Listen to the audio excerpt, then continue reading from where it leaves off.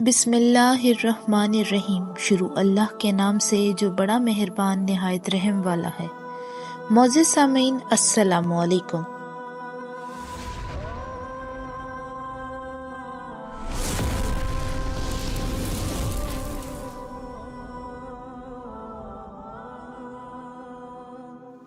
मोअज़्ज़िज़ सामीन, आज मेरी वीडियो का उन्वान है हज़रत इब्राहीम अलैहिस्सलाम। वीडियो में एंड तक बने रहिएगा। अगर मेरी वीडियो पसंद आए तो मेरे चैनल को सब्सक्राइब करें, लाइक करें और कमेंट करें। शुक्रिया। खुदा के बरगज़ीदा नबी और पैगंबर आप अलैहिस्सलाम को अबू अल अंबिया और खलीलुल्लाह भी कहा जाता है। अक्सर अंबिया कराम आपकी औलाद है। तौरात और इंजील में भी इनके बारे में मज़कूर है। हज़रत इब्राहीम अलैहिस्सलाम के वालिद का नाम तारा, आज़र और वालिदा का नाम शानी था। आप अलैहिस्सलाम अल्लाह ताला के अंबिया अलैहिस्सलाम में से एक अजीम नबी हैं, जिन्हें अल्लाह ताला ने खलीलुल्लाह अपने दोस्त होने का लक़ब अता फरमाया है। फरमाने इलाही है, इब्राहीम अलैहिस्सलाम को अल्लाह ने अपना दोस्त बना लिया। हज़रत इब्राहीम अलैहिस्सलाम बाबुल शहर में पैदा हुए। इस वक्त बाबुल और करबे जवार के इलाकों का बादशाह नमरूद बिन कन्नान था, जो बड़ा सरकश, जाबिर और मुतकब्बिर हुक्मरान था।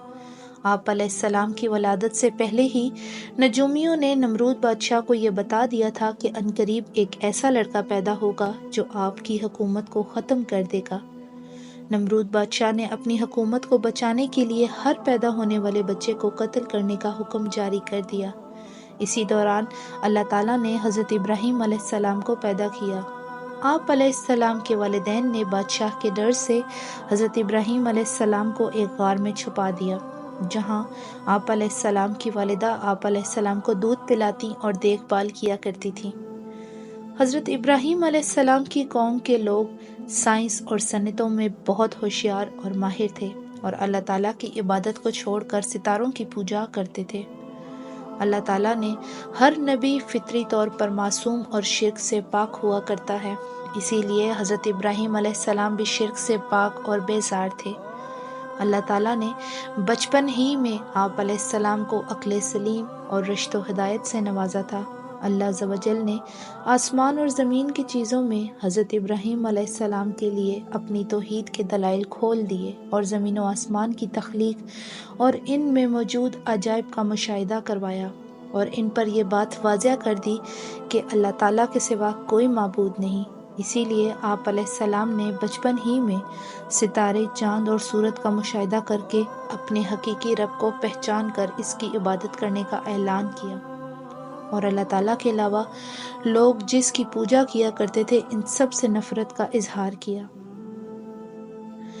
फरमाने इलाही है, और इसी तरह हमने इब्राहीम अलैहिस्सलाम को आसमान और ज़मीन की अजीम सल्तनत दिखा दी ताकि वो इब्राहीम अलैहिस्सलाम कामिल यकीन करने वालों में से हो जाएं। फिर जब रात की तारीकी इन पर छा गई तो इन्होंने एक सितारा देखा तो कहा, ये मेरा रब है। मगर जब वो गरूब हो गया तो कहा, मैं गरूब हो जाने वाली चीज़ों को पसंद नहीं करता।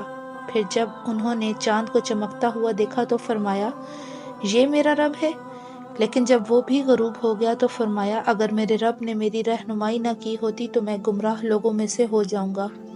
फिर जब सूरज को चमकता हुआ देखा तो फरमाया, ये मेरा रब है, ये तो बहुत बड़ा। और फिर जब वो गरूब हो गया तो फरमाया, ए मेरी कौम, मैं इन माबूदों से बरी हूँ जिन्हें तुम अल्लाह का शरीक बनाते हो।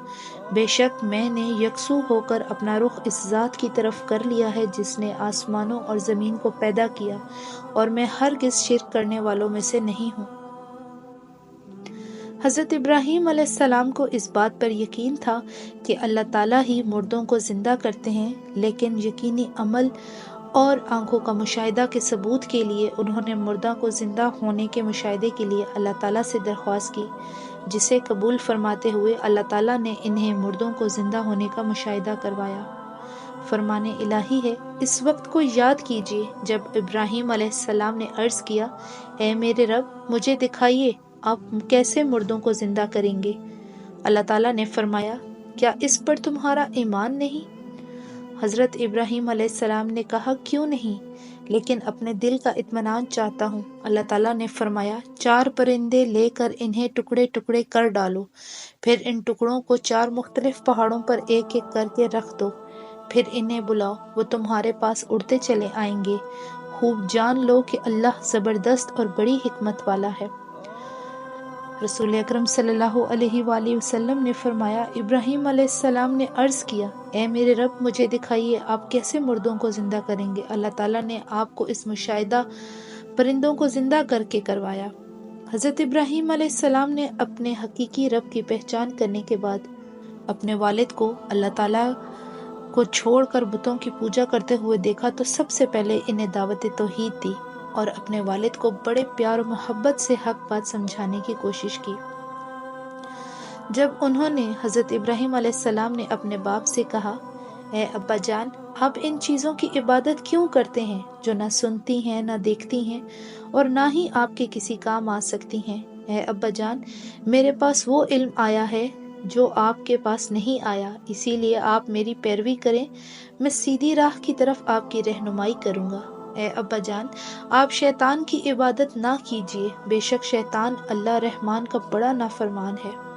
اے ابا جان، مجھے اس بات کا ڈر ہے کہ کہیں آپ پر عذاب الہی نہ آ جائے، آپ شیطان کے ساتھی نہ بن جائے۔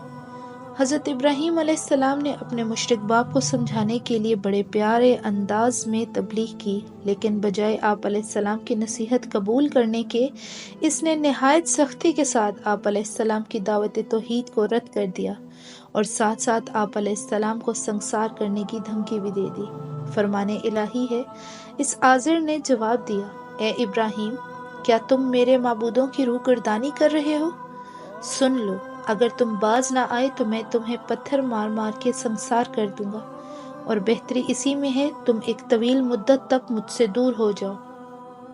حضرت ابراہیم علیہ السلام کے والد نے دعوت تبلیغ کو قبول کرنے کے بجائے آپ علیہ السلام کے ساتھ بڑا سخت رویہ اختیار کیا اور جلاوطنی کی زندگی گزارنے کو کہا۔ آپ علیہ السلام نے باپ کے سخت رویے پر بھی صبر و تحمل اور ادب کا مظاہرہ کرتے ہوئے انہیں بہت اچھا جواب دیا۔ فرمان الہی ہے، ابراہیم علیہ السلام نے کہا، اے ابا جان، آپ پر سلام ہو، میں اپنے رب سے آپ کے لیے بخشش کی دعا مانگتا رہوں گا، بے شک وہ مجھ پر بڑا مہربان ہے۔ میں آپ کو اور ان چیزوں کو چھوڑ رہا ہوں جنہیں آپ اللہ کے سوا پکارتے ہیں، اور میں تو اپنے پروردگار ہی کو پکاروں گا، مجھے یقین ہے کہ میں اپنے رب سے دعا مانگ کر محروم نہ رہوں گا۔ حضرت ابراہیم علیہ السلام اپنے وعدے کے مطابق اپنے والد کے لیے اس وقت تک دعائے استغفار کرتے رہے جب تک کہ اللہ تعالیٰ نے آپ علیہ السلام کو مشرکین کے لیے دعائے استغفار کرنے سے منع نہیں کیا۔ رسول اکرم صلی اللہ علیہ وآلہ وسلم نے فرمایا، ابراہیم علیہ السلام قیامت کے دن اپنے والد آزر سے اس حالت میں ملیں گے کہ اس کے چہرے پہ گرد و غبار اور سیاہی ہوگی۔ ابراہیم علیہ السلام فرمائیں گے، کیا میں نے آپ کو نافرمانی سے منع نہیں کیا تھا؟ وہ کہے گا، آج میں آپ کی نافرمانی نہیں کروں گا۔ تب ابراہیم علیہ السلام درخواست کریں گے، اے اللہ، آپ نے مجھ سے وعدہ کیا تھا کہ قیامت کے دن میں تمہیں رسوا نہیں کروں گا، اس سے بڑھ کر اور کیا رسوائی ہو سکتی ہے کہ میرا باپ میرے سامنے تیری رحمت سے دور ہے۔ اللہ تعالیٰ فرمائیں گے، میں نے کفار پہ جنت حرام کر دی ہے۔ پھر اللہ تعالیٰ فرمائیں گے، ابراہیم تمہارے قدموں میں کیا ہے؟ آپ علیہ السلام قدموں کی طرف دیکھیں گے تو نجاست سے لتھڑا ہوا ایک بجو نظر آئے گا جسے ٹانگوں سے پکڑ کر جہنم میں پھینک دیا جائے گا۔ اور اے نبی، آپ انہیں ابراہیم علیہ السلام کا واقعہ بھی سنائیں جب انہوں نے اپنے باپ اور اپنی قوم سے پوچھا، تم لوگ کس کی عبادت کرتے ہو؟ انہوں نے جواب دیا، ہم بتوں کی عبادت کرتے ہیں اور ہم ہمیشہ انہی کے پجاری رہیں گے۔ ابراہیم علیہ السلام نے پوچھا، جب تم انہیں پکارتے ہو تو کیا وہ تمہاری بات سنتے ہیں یا وہ تمہیں کوئی نفع یا نقصان پہنچا سکتے ہیں؟ انہوں نے جواب دیا، یہ ہم کچھ نہیں جانتے، ہم نے تو اپنے باپ دادا کو اسی طرح کرتے پایا ہے۔ ابراہیم علیہ السلام نے فرمایا، کبھی تم نے ان پر غور و فکر بھی کیا ہے جن کی تم عبادت کرتے ہو، تم اور تمہارے پہلے باپ دادا؟ بلا شبہ یہ سب میرے دشمن ہیں جو تمہیں جہنم میں لے کے جائیں گے، سوائے اللہ رب العالمین کے جس نے مجھے پیدا کیا ہے، اور وہی میری رہنمائی کرتا ہے اور مجھے کھلاتا اور پلاتا ہے۔ اور جب میں بیمار ہوتا ہوں تو میری شفا کرتا ہے، اور وہی موت دے گا اور وہی دوبارہ زندہ کرے گا۔ وہی ہے جس سے میں امید رکھتا ہوں کہ وہ قیامت کے دن میری خطائیں معاف فرمائے گا۔ جب حضرت ابراہیم علیہ السلام کی دعوت توحید کو قوم نے ماننے سے انکار کر دیا تو آپ علیہ السلام قوم کو توحید کا سبق سکھانے کے لیے موقع کی تلاش میں تھے۔ آخرکار قوم کا عید کا دن آیا تو آپ علیہ السلام کو موقع مل گیا، لہٰذا جب قوم اپنے معمول کے مطابق عید منانے کے لیے شہر سے باہر جانے لگی تو انہوں نے حضرت ابراہیم علیہ السلام کو بھی ساتھ چلنے کی دعوت دی۔ آپ علیہ السلام نے سوچا کہ قوم کو مطمئن کرنے کے لیے ایسی کوئی ترتیب پیش کی جائے کہ وہ ساتھ لے کر جانے پر اصرار نہ کرے، اور میں قوم کے خود ساختہ معبودوں کو توڑ کر قوم کو یہ سمجھا دوں کہ جن بتوں کی تم عبادت کرتے ہو وہ تمہارا تو درکنار اپنا دفاع کرنے کی بھی صلاحیت نہیں رکھتے۔ چونکہ اس دور میں علم نجوم، ستاروں کو دیکھ کر معلومات حاصل کرنا بڑا عام تھا، لہٰذا آپ علیہ السلام نے قوم کو مطمئن کرنے کے لیے ستاروں کی طرف دیکھ کر فرمایا میری طبیعت ناساز ہے۔ بس ابراہیم علیہ السلام نے بڑے بت کو چھوڑ کر باقی سب بتوں کو ٹکڑے ٹکڑے کر دیا تاکہ وہ اسی بڑے بت کی طرف لوٹے۔ حضرت ابراہیم علیہ السلام کی قوم کے لوگ جب عید منا کر واپس لوٹے تو سب سے پہلے اپنے بتوں کی عبادت کے لیے بت خانہ میں گئے اور اپنے معبودوں کو ٹوٹا ہوا دیکھ کر غصے میں آ گئے اور کہنے لگے، کس نے ہمارے معبودوں کی توہین کی ہے؟ ان میں سے جن لوگوں کے سامنے حضرت ابراہیم علیہ السلام نے بتوں کے خلاف کارروائی کھانے کی قسم کھائی تھی، انہوں نے یہ کہا یہ کارروائی ابراہیم کی ہو سکتی ہے کیونکہ وہ ہمارے معبودوں کا دشمن ہے۔ بس جب وہ واپس آئے اور بتوں کا حال دیکھا تو کہنے لگے ہمارے معبودوں کے ساتھ یہ کس نے کیا ہے؟ ایسا شخص تو یقیناً ظالموں میں سے ہے۔ بعض لوگوں نے کہا ہم نے ایک نوجوان کو ان کا تذکرہ کرتے ہوئے سنا تھا جسے ابراہیم کہا جاتا ہے۔ سب نے کہا اچھا اسے پکڑ کر لوگوں کی نگاہوں کے سامنے لاؤ تاکہ وہ سب لوگ اسے دیکھیں۔ جب ابراہیم علیہ السلام آ گئے تو انہوں نے کہا اے ابراہیم، کیا آپ نے ہمارے معبودوں کے ساتھ یہ حرکت کی ہے؟ آپ علیہ السلام نے انہیں ان کے باطل عقیدے پر شرمندہ کرنے کے لیے جواب دیا، بلکہ یہ کام ان کے بڑے نے کیا ہوگا۔ اگر یہ بت بول سکتے ہیں تو ان سے پوچھ لو۔ یہ سن کر وہ اپنے دلوں میں حق کے لیے قائل ہو گئے اور دل میں کہنے لگے در حقیقت تم ہی ظالم ہو۔ پھر وہ فوراً ہی اعتراف حقیقت سے مکر گئے، کہنے لگے اے ابراہیم تمہیں تو معلوم ہے یہ بت بولتے نہیں ہیں۔ ابراہیم علیہ السلام نے کہا کیا تم اللہ کے علاوہ ایسی چیزوں کی عبادت کرتے ہو جو نہ تمہیں نفع پہنچا سکتی ہیں اور نہ نقصان؟ افسوس ہے تم پر اور تمہارے ان معبودوں پر جن کو تم اللہ کے سوا عبادت کرتے ہو۔ کیا تم عقل سے کام نہیں لیتے؟ جب حضرت ابراہیم علیہ السلام کی قوم آپ علیہ السلام کی پیش کردہ عقلی دلائل پر لاجواب ہو گئے تو جیسا کہ باطل پرستوں کا طریقہ کار ہوتا ہے کہ جب وہ دلائل کے سامنے بے بس ہو جاتے ہیں تو طاقت کے استعمال پر اتر آتے ہیں، اسی طرح قوم ابراہیم نے بھی کیا۔ انہوں نے آپس میں یہ طے کر لیا کہ اب ابراہیم علیہ السلام کو خاموش کرنے کے لیے ایک ہی صورت ہے، ہم انہیں بھڑکتی ہوئی آگ میں ڈال کر جلا دیں تاکہ دنیا کے لوگ ان کے بے بسی کا نظارہ اپنی آنکھوں سے دیکھیں۔ ہر شخص کو معلوم ہو جائے کہ جو بھی ہمارے معبودوں کی توہین کرے گا ہم اسے اسی طرح کی دردناک سزا دیں گے۔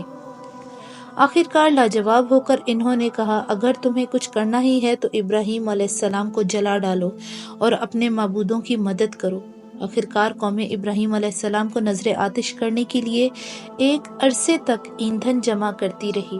جب ایندھن جمع ہو گیا تو اسے آگ جلا دی، اور جب آگ سے بڑے بڑے شعلے بلند ہونے لگے تو حضرت ابراہیم علیہ السلام کو منجنیق جس سے بڑے بڑے پتھر پھینکے جاتے ہیں کے ذریعے دور سے آگ میں پھینک دیا گیا۔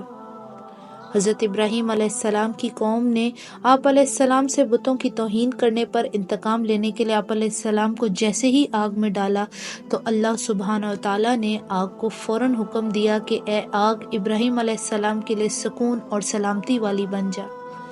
آگ اللہ تعالیٰ کے حکم کی تعمیل کرتے ہوئے فوراً حضرت ابراہیم علیہ السلام کے لیے سکون اور سلامتی والی بن گئی۔ اس طرح اللہ تعالیٰ نے حضرت ابراہیم علیہ السلام کی حفاظت فرمائی اور آپ علیہ السلام کی قوم کی تیار کردہ سازش کو ناکام فرما دیا۔ آخرکار اللہ تعالیٰ نے انہیں ابراہیم علیہ السلام کو آگ سے بچا لیا۔ بے شک اس میں ایمان والوں کے لیے بہت بڑی نشانیاں ہیں۔ چونکہ وہ آگ آپ علیہ السلام کے لیے گلزار آرام دہ بن گئی اور جانداروں میں سے جس سے بھی اس آگ کو جلانے میں تعاون کیا اللہ تعالیٰ نے اسے سخت سزا دی۔ حضرت ابراہیم علیہ السلام نے آگ میں ڈالے جانے سے پہلے یہ کلمات پڑھے تھے، حسبنا اللہ و نعم الوکیل، ہمارا اللہ ہی ہمارے لیے کافی ہے اور وہی بہترین کارساز ہے۔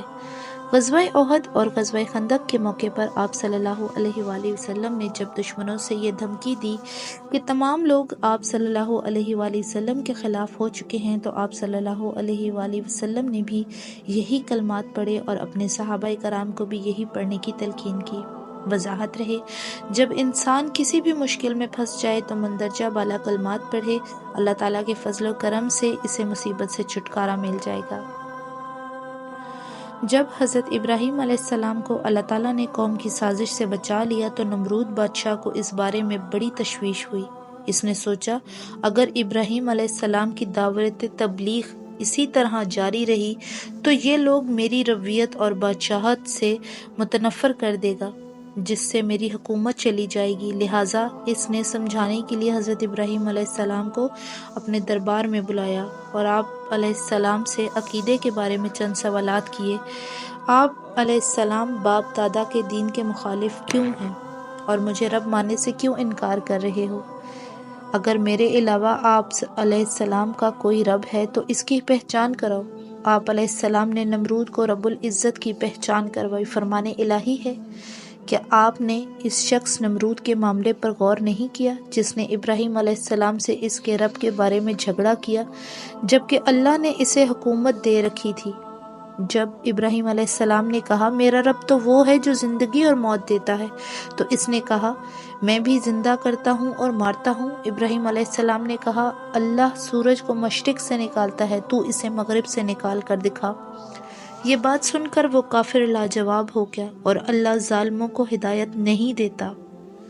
محمد بن اسحاق کا قول ہے نمرود کے سامنے دو ایسے آدمیوں کو پیش کیا گیا جن کے لیے سزائے موت کا فیصلہ ہو چکا تھا۔ نمرود نے ان میں سے ایک کو قتل کرنے کا حکم دیا اور دوسرے کو معاف کر دیا۔ اس نے اس طرح یہ دھوکہ دینے کی کوشش کی کہ اس نے ایک کو موت دے دی اور دوسرے کو زندگی۔ نمرود کا یہ عمل حضرت ابراہیم علیہ السلام کی دلیل کا جواب نہیں بلکہ ایک فضول عمل تھا۔ حضرت ابراہیم علیہ السلام نے یہ محسوس کیا اس طرح یہ عوام کی آنکھوں میں دھول جھونک رہا ہے۔ آپ علیہ السلام نے ایک اور دلیل پیش کی کہ میرا رب سورج کو مشرق سے نکالتا ہے، تو اس کو اپنے آپ کو رب کہتا ہے تو سورج کو مغرب سے نکال کر دکھا۔ یہ دلیل سنتے ہی نمرود لاجواب ہو گیا، کیونکہ سورج کو مغرب سے نکالنا اس کے اختیار میں نہیں تھا۔ اس دلیل سے وہ عاجز آ گیا، اس کے پاس جواب دینے کے لیے کچھ باقی نہ رہا، لیکن پھر بھی وہ ہٹ درمی کا مظاہرہ کرتے ہوئے اپنی بات پہ قائم رہا اور ہدایت نہ پا سکا۔ حضرت زید بن اسلم فرماتے ہیں کھانا پینے کی اشیاء کا انتظام نمرود نے اپنے پاس رکھا تھا اور لوگوں میں خود تقسیم کیا کرتا تھا۔ حضرت ابراہیم علیہ السلام اس مناظرے سے پہلے خود نوش کی اشیاء اس لیے لینے جاتے تو وہ دے دیا کرتا تھا، لیکن جب اس کے ساتھ آپ علیہ السلام کا توحید باری تعالیٰ کے حوالے سے مکالمہ ہوا تو اس نے آپ علیہ السلام کو کھانے پینے کی اشیاء دینے سے انکار کر دیا۔ آپ علیہ السلام کو اللہ تعالیٰ پر بڑا اعتماد تھا۔ اللہ تعالیٰ ہی تمام لوگوں کو کھانے پینے کی اشیاء فراہم کرتے ہیں اور بیمار ہونے پر انہیں شفا دیا کرتے ہیں۔ لہٰذا آپ علیہ السلام نے گھر کے قریب آ کر گھر والوں کو مطمئن کرنے کے لیے جن بوروں میں کھانا پینے کی اشیاء لانی تھی ان میں مٹی بھر لی اور گھر میں رکھ کر خود سو گئے۔ اللہ تعالیٰ نے اس مٹی کو بطور معجزہ غلے میں تبدیل کر دیا۔ آپ علیہ السلام کی زوجہ محترمہ حضرت سارہ علیہ السلام جیسے ہی ان بوروں کے پاس گئی تو انہیں عمدہ قسم کے غلے سے بھرے ہوئے پایا۔ انہوں نے وہاں سے غلہ لے کر کھانا تیار کیا۔ جب آپ علیہ السلام بیدار ہوئے تو کھانا تیار ہو چکا تھا تو آپ علیہ السلام کے سامنے پیش کر دیا گیا۔ آپ علیہ السلام نے حضرت سارہ علیہ السلام سے پوچھا یہ کھانا کہاں سے آیا ہے؟ حضرت سارہ علیہ السلام نے جواب دیا جو غلہ آپ لائے ہیں میں نے اسی میں سے یہ کھانا تیار کیا ہے۔ آپ علیہ السلام فوراً سمجھ گئے اللہ تعالیٰ نے معجزانہ طور پر مٹی کو غلے میں تبدیل کر دیا، اور جو شخص بھی پرہیزگاری اختیار کرتا تو اللہ تعالیٰ اس کے لیے مشکلات سے نکلنے کا راستہ بنا دیتے ہیں۔ نمرود ایک ظالم، جابر اور متکبر بادشاہ تھا جس نے اللہ تعالیٰ کا بندہ بننے کے بجائے اپنے آپ کو رب کہلوانا شروع کر دیا۔ اللہ عز و جل نے حضرت ابراہیم علیہ السلام کے ذریعے اسے فرمانبردار بندہ بن کر صرف اللہ تعالیٰ کی عبادت کرنے کی رغبت دلائی، مگر اپنی بادشاہت اور دولت کے گھمنڈ میں اس نے حضرت ابراہیم علیہ السلام کی مخلصانہ دعوت کو رد کر دیا۔ حضرت زید بن اسلم فرماتے ہیں، جب نمرود بادشاہ کی نافرمانیاں حد سے بڑھ گئیں تو اللہ تعالیٰ نے اس کے پاس ایک فرشتہ بھیجا جس نے اسے اللہ پر ایمان لانے کو کہا، لیکن اس نے انکار کر دیا۔ 3 بار فرشتے نے یہی دعوت پیش کی، تینوں بار نمرود نے انکار کر دیا اور کہنے لگا، تم اپنے لشکر لے آؤ اور میں اپنے لشکر لے کر آتا ہوں۔ چنانچہ دوسرے دن نمرود نے سورج طلوع ہونے سے پہلے اپنی فوجوں کو جمع کر لیا۔ اللہ تعالیٰ نے بڑی تعداد میں مچھروں کو بھیج دیا جنہوں نے نمرود کی فوجوں کو اس طرح کاٹا کہ ان کے جسم پر صرف ہڈیاں رہ گئیں۔ ایک مچھر نمرود بادشاہ کے ناک میں گھس گیا جو اسے بار بار کاٹتا تھا۔ اللہ تعالیٰ نے اس مچھر کے ذریعے اسے کافی عرصے تک عذاب میں مبتلا رکھا۔ جب اس کے سر پر کچھ مارا جاتا تو بادشاہ کو کچھ سکون ملتا، جب مارنا چھوڑ دیا جاتا تو مچھر پھر کاٹنے لگتا۔ آخرکار وہ اللہ تعالیٰ کے حکم سے اسی مچھر کے کاٹنے سے ہلاک ہو گیا۔ حضرت ابراہیم علیہ السلام نے اپنے باپ سے لے کر بادشاہ تک توحید کی دعوت پیش کی، لیکن اس دعوت تبلیغ کو سوائے آپ علیہ السلام کی بیوی حضرت سارہ علیہ السلام اور بھتیجے حضرت لوط علیہ السلام کے کسی اور نے قبول نہیں کیا۔ جب آپ علیہ السلام اللہ تعالیٰ کی عبادت کرتے تو قوم آپ علیہ السلام کو تکلیف پہنچاتی۔ آپ علیہ السلام نے جب قوم کی ہٹ درمی، انکار، کفر پر اصرار دیکھا تو ان سے نا امید ہو کر اللہ رب العزت کے حکم سے اپنی بیوی سارہ اور بھتیجے لوط کو ساتھ لے کر بابل سے ملک شام ہجرت کی تاکہ وہاں آزادی کے ساتھ اللہ تعالیٰ کی عبادت کریں۔ ہم انہیں ابراہیم علیہ السلام اور لوط علیہ السلام کو بچا کر اس زمین ملک شام کی طرف لے گئے جس میں ہم نے تمام جہانوں والوں کے لیے برکت رکھی تھی۔ حدیث شریف میں ہے، حضرت ابراہیم علیہ السلام جب ملک شام کی طرف روانہ ہوئے تو راستے میں ایک ملک مصر میں داخل ہوئے جہاں ایک ظالم بادشاہ حکمران تھا۔ جب وہ کسی خوبصورت عورت کے ساتھ اس کے خاوند کو دیکھتا تو خاوند کو قتل کروا کر عورت کو اپنی جنسی ہوس کا نشانہ بناتا۔ اگر عورت کے ساتھ باپ یا بھائی ہوتا انہیں قتل تو نہ کرواتا، لیکن عورت کو پھر بھی اپنی جنسی ہوس کا نشانہ بناتا۔ اسے یہ اطلاع دی گئی کہ ابراہیم علیہ السلام ایک انتہائی خوبصورت عورت ساتھ لائے ہیں۔ بادشاہ نے فوراً ابراہیم علیہ السلام کو بلا کر پوچھا، تمہارے ساتھ یہ عورت کون ہے؟ حضرت ابراہیم علیہ السلام نے جواب دیا، یہ میری بہن ہے۔ بادشاہ نے کہا، اسے میرے پاس بھیج دو۔ آپ علیہ السلام نے حضرت سارہ کو اس کے پاس بھیجنے سے پہلے یہ سمجھا دیا، میرے اور آپ کے علاوہ یہاں کوئی مومن نہیں اور مسلمان آپس میں اسلامی بہن بھائی ہیں۔ میں نے تمہیں ظالم بادشاہ کے سامنے اسلامی بہن کہا ہے، اگر وہ تمہیں سے پوچھے تو تم بھی اپنے آپ کو میری بہن ہی کہنا، مجھے جھوٹا ظاہر نہ کرنا ورنہ وہ مجھے قتل کر دے گا۔ پھر ظالم بادشاہ نے بری نیت کے ساتھ حضرت سارہ کی طرف بڑھنے کی کوشش کی تو انہوں نے تھوڑی دیر اجازت چاہی اور وہ فوراً وضو کر کے نماز پڑھنا شروع کر دی اور عرض کی، اے اللہ، میں آپ اور آپ کے نبی علیہ السلام پر ایمان لائی ہوں۔ میں نے اپنے جسم کو اپنے شوہر کے علاوہ ہر ایک سے محفوظ رکھا ہے، بس اب اس کافر کو مجھ پر مسلط نہ کرنا۔ حضرت سارہ کی دعا مانگتے ہی بادشاہ زمین پر گر پڑا اور تڑپنے لگا اور حضرت سارہ علیہ السلام سے التجائیں کرنے لگا، اب میں تمہیں کچھ نہیں کہوں گا، میرے لیے اس مصیبت سے چھٹکارے کی دعا کر دیں۔ حضرت سارہ علیہ السلام نے اللہ تعالیٰ سے دعا کی تو وہ پہلی حالت میں آ گیا، لیکن ٹھیک ہونے کے بعد اس نے دوبارہ وہی حرکت کی جو پہلے کی تھی۔ تیسری مرتبہ ٹھیک ہو جانے کے بعد اس نے اپنے کارندوں کو بلا کر کہا، تم میرے سامنے عورت نہیں بلکہ کسی شیطان کو لائے ہو، اسے سارہ علیہ السلام کو ابراہیم علیہ السلام کے پاس لے جاؤ اور بطور خادمہ ہاجرہ علیہ السلام بھی اسے دے دو۔ حضرت سارہ علیہ السلام جب حضرت ابراہیم علیہ السلام کے پاس پہنچی تو دیکھا کہ وہ کھڑے نفل پڑھ رہے تھے۔ انہوں نے دوران نماز ہی ہاتھ کے اشارے سے پوچھا، کیا معاملہ پیش آیا؟ حضرت سارہ علیہ السلام نے جواب دیا، اللہ تعالیٰ نے کافر کی چال ناکام بنا دی اور ایک خادمہ حضرت ہاجرہ بھی دلوا دی۔ وضاحت نماز وہ عظیم عمل ہے جس کے ذریعے اللہ تعالیٰ سے پریشانیوں کا حل اور ہر کام کے لیے مدد طلب کی جاتی ہے۔ اس واقعے سے حضرت ابراہیم علیہ السلام، حضرت سارہ، حضرت ہاجرہ علیہ السلام اور حضرت لوط علیہ السلام کے ساتھ مصر سے نکل کر ایک ایسی بستی ارض مقدس میں قیام پذیر ہوئے جو ہر لحاظ سے پوری قوم کے لیے بہت زیادہ خیر و برکت والی ہے۔ حضرت ابراہیم علیہ السلام نے اپنے بھتیجے حضرت لوط علیہ السلام کو غور آزر کے شہر صدوم میں اقامت پذیر ہونے کی تعلیم دی تاکہ وہاں کے رہنے والے کافر، بدکار اور شریر لوگوں کو اسلام کی دعوت دیں۔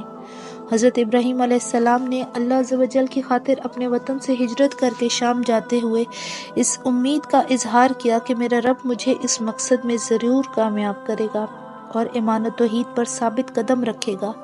جب آپ علیہ السلام کو شام کی مقدس سرزمین پہ رہتے ہوئے 20 سال گزر گئے اور کوئی اولاد نہ ہوئی تو آپ علیہ السلام نے اللہ تعالیٰ سے نیک اولاد کے حصول کے لیے دعا مانگی، اے رب مجھے نیک بیٹا عطا فرما۔ حضرت سارہ علیہ السلام نے اپنی خادمہ ہاجرہ علیہ السلام حضرت ابراہیم علیہ السلام کو یہ سوچتے ہوئے دے دی کہ شاید اللہ تعالیٰ حضرت ہاجرہ علیہ السلام سے حضرت ابراہیم علیہ السلام کو اولاد عطا فرما دے۔ جب حضرت ابراہیم علیہ السلام حضرت ہاجرہ علیہ السلام کے پاس گئے تو اللہ تعالیٰ نے ان کے بطن سے 86 سال کی عمر میں آپ علیہ السلام کی دعا کو قبول فرماتے ہوئے حضرت اسماعیل علیہ السلام کو پیدا فرمایا۔ فرمان الہی ہے، پس ہم نے انہیں بردبار اور سنجیدہ بیٹے کی خوشخبری دی۔ جب حضرت اسماعیل علیہ السلام پیدا ہوئے تو حضرت ابراہیم علیہ السلام اور حضرت ہاجرہ علیہ السلام نے اللہ تعالیٰ کا شکر ادا کیا۔ اللہ تعالیٰ نے یہ بھی بتا دیا کہ میں اسماعیل علیہ السلام کے مال و اولاد میں برکتیں نازل فرماؤں گا۔ اس میں رسول اکرم صلی اللہ علیہ وآلہ وسلم کے ان کی اولاد میں سے ہونے کی خوشخبری دی۔ حضرت اسماعیل علیہ السلام ابھی دودھ پیتے بچے تھے تو اللہ تعالیٰ نے حضرت ابراہیم علیہ السلام کو حکم دیا کہ اسماعیل اور ان کی والدہ ہاجرہ علیہ السلام کو میرے حرمت والے گھر کے قریب چھوڑ آؤ۔ آپ علیہ السلام نے اللہ تعالیٰ کے حکم کی تکمیل کرتے ہوئے اپنی بیوی ہاجرہ علیہ السلام اور اپنے شیر خور بچے اسماعیل علیہ السلام کو ساتھ لیا اور ایک ایسی وادی میں چھوڑ آئے جہاں دور دور تک پانی اور آبادی کا نام و نشان نہیں تھا۔ فرمان الہی ہے، اے میرے رب میں نے اپنی کچھ اولاد آپ کی عزت والے گھر کعبے کے پاس ایسے میدان میں بسائی ہے جہاں کھیتی نہیں۔ اے ہمارے رب یہ میں نے اس لیے کیا تاکہ وہ یہاں نماز قائم کریں، پھر آپ لوگوں کے دل میں ان کے طرف مائل کر دیں اور انہیں ہر قسم کے پھلوں کا رزق دیں تاکہ وہ شکر ادا کریں۔